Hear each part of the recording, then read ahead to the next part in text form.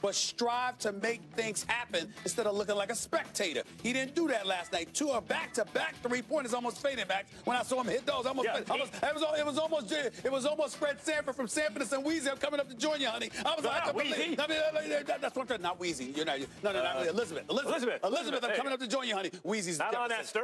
Weezy's Jefferson's, but I'm George Jefferson wannabe. So I confuse the issue sometimes. But the point that I'm trying to it's the big one. Elizabeth is the big one. I'm coming to join you, honey, because I was like, whoa, he hit some threes. Go ahead, Lonzo. And was looking for his shot, too. Was looking to make things happen. Embraced the challenge. I was very, very, very happy with what I saw from Lonzo Ball last night. Again, it's not about the production. It's not about the numbers. It's about, are you going after it? Are you trying to make it happen?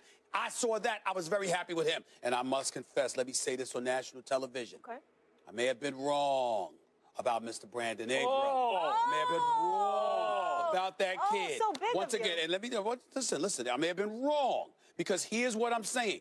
He's still too damn skinny, which Draymond Green proved once again when he nudged him under the basket and tapped the ball out. You know what I'm saying? To give them the final possession, let the clock run out.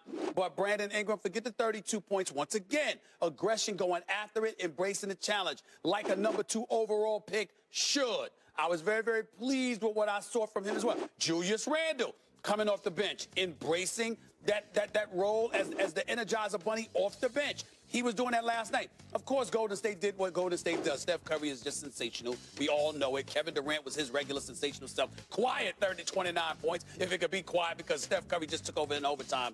But what I took from the game is what I saw from the young Lakers. I saw Randall, I saw Ingram, and I saw Lonzo. Why don't you just tell the truth and say what I took from the game was Max was right? Why can't you just say that? Because I was right when I said it. No, this is you weren't right. That last night they showed it. Never show a fool half a job is the old expression. This is the problem with the NBA right now. The problem is, what do you do about the fact that guys are jumping from high school or even one and dones? Because one and dones is the same thing as high school just about. There's really not much of a difference. You know why Kyle Kuzma, who didn't play last night? That's right. He did not play. You know why he's the best player on the Lakers right now, really? Because he went to college. He progressed through the years as a player and came out a formed basketball player. He'll still get better, but he's a 22-year-old man, not a 19-year-old kid who had 4 years of development before he hit the league. Lonzo Ball had a year. Brandon Ingram had a year. Brandon Ingram was 19 years old. Lonzo Ball, 19 years old when they hit the league. They're not men yet, not in the same way that a guy like Kuzma is, who's several years older at a critical stage of development and got all that coaching. Kyle Kuzma wasn't going to be an NBA player when he was 19, and people would have given up on him if he would have tried. He had to develop as a player. And while the NBA has the G League, it's much different. D-League, now it's a G League. Much different than Major League Baseball that has a minor league system where even top draft picks can develop. Single A, double A, high A ball, double A, triple A. They can develop without all the eyes on them. So people don't make rash decisions, Stephen A. If you would have looked at Brandon Ingram last year, you would say, this is not an NBA player. You know why? Because he really wasn't.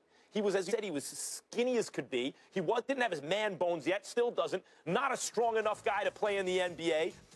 It could even damage his ultimate ceiling if people start to make judgments based on that, and he tries too hard to be the thing people want to be eventually instead of a work in progress. Brandon Ingram's a work in progress with a very high upside. Lonzo Ball is a work in progress with a very high upside. And you know what else I noticed? Go ahead. The crowd was behind Lonzo.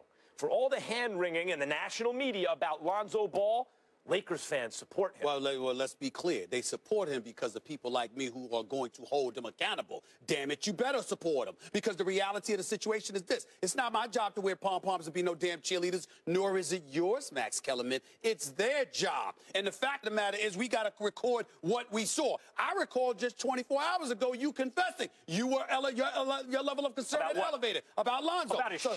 Listen, the point about his shot. That's fine. And I'm saying to you, these are the kind of things that you have to pay attention to. Brandon Ingram, I didn't tell you he was no scrub. I said I don't want to hear no damn comparisons to Kevin Durant. Let's be specific. The reason why I'm willing to sit up there and accept a mulligan and to be willing to say, rather, not a mulligan, but be willing to say. It's called a Max again. No, not at all. Because it's Max again. That's very corny. Max is right again. You might just want to chill and just listen because that's revealing your corny side. Just work with me here. No, not at all. The point is, Brandon Ingram has to get in the weight room. He has to put on some weight and all that stuff. He has to develop. You're right about that. But the flip side to it is that, to bring up your analogies, Max, it's not just about where you are in terms of you only have 1 year in college. It's about where you're drafted. Wait a minute. Compared to others who are drafted. For example, Jason Tatum, a year at Duke. Well, look at how he's playing. So what I'm trying to say to you is there are individuals, of course they all have to develop. Of course they'll all get better. Of course they'll all blossom ultimately into a legitimate NBA player. But it's not about that. It's about measuring them against who you could have had. Like, for example, when we sit up there and we think about Sam Bowie. Sam Bowie is a name from the 80s that was drafted number 2 overall by the Portland Trailblazers. The biggest problem with Sam Bowie was not that he was injury prone. The biggest problem with Sam Bowie is not that he wasn't unable to materialize into a bona fide big man in the NBA. It was the fact that they passed on Michael Jordan to grab him. That's what matters. And Jordan hit the league and he averaged 28 points as a rookie. And Magic Johnson, when he was 19 years old, was an amazing player. But you look at Barkley, who was drafted after Jordan, and you don't judge it because you didn't pass on Jordan to take Barkley. My point That's why you're not judged that way. You use a very high draft. What you do is you survey the board and you think, who has a chance to be in the Hall of Fame, right? Like, who has a chance to be a great player? I want that guy. But not every Hall of Famer or even perennial all-star develops at the same rate. Some take several years to develop. And because of the lure of the NBA money, players who would really be better off developing for several more years under the radar enter the draft. Now, you're the Lakers or any other team, and you see a player, you go, see, I think that guy has the biggest upside. He may not be ready yet. It may take a couple years, but ultimately, I think that's the best player. Grab him. Grab him. I don't care if it's the number 1 or the 2 pick, and it's going to take a couple years for him to develop. Question. You really, really, really think you're going to sit here with a straight face and tell me that you, former afternoon drive host in Los Angeles, California. Yes, indeed. You're going to look me in my face and say and lie to a national audience. I don't lie. And say that the Lakers took Lonzo because he has the greatest upside of any other pick that was available? I think that's why they took him, yes. You are... Don't make me, I swear if I had water, I might throw it on you. Like, treat you like the Wicked Witch. You got to be kidding me. The greatest upside? Excuse me. Listen, I think that you can make the argument that Tatum had the better upside. No, Tatum's more polished. Excuse me. You can still make the argument he had a greater upside. You can make an argument that De'Aaron Fox had a greater upside. Let me be very clear. We can't blame Magic Johnson for making the pick because we understand we still want to believe in Lonzo. We still want to believe in that upside. Let's not act, hold on. Let's not act like I said upside. I didn't say he was devoid of an upside. I said the greatest upside. See how you try to be slick and change the narrative? Stop interrupting me when I'm making my point to you because I'm coming right back to you.